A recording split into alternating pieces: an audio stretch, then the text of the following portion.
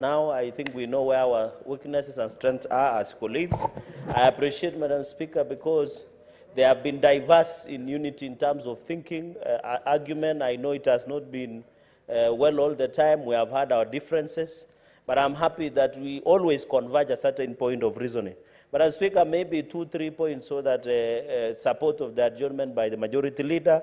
I want to ask TAC to quickly confirm the GSS interns who are on contracts, Madam Speaker, because on 31st, their contracts are expiring so that they can be transited to, there are more than 46,000, Madam Speaker, they can be transited to permanent and pensionable and be able to have certain, because most of these are young people.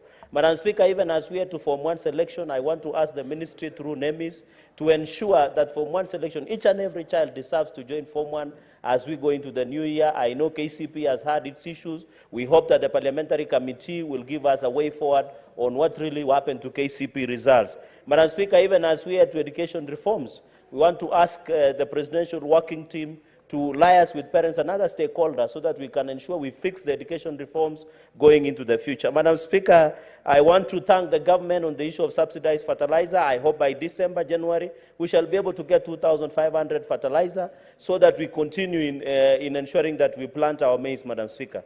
Madam Speaker, the other aspect I want to ask the government, I know the Deputy President, Rigathi Gachagua, is in charge of agricultural reforms, especially on tea, sugar, coffee, and even the maize prices that we are getting 4,090 kilos per bag, Madam Speaker. I hope these reforms can be fast-tracked so that we live on our mantra of guarantee minimum returns going into the future. Even the sugar sector that my brother has talked about, we hope to see, because now Nandi is becoming a serious nucleus in terms of sugarcane production, Madam Speaker. Madam Speaker, which is close to my heart, is on the issue of MCAs. I want to assure members of county assembly across the country that with the blessings of the president, we are likely to see more reforms, especially on financial autonomy, the welfare of MCAs, and Ward Development Fund going into the future. We look to working and ensuring that all the MCAs get the necessary ability and capacity going into the future.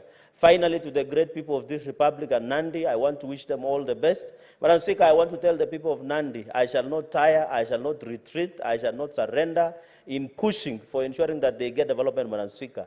It is in the interest of the House that I have been sued, and I am ready to be taken to court for the benefit of the great people of Nandi, Madam Speaker.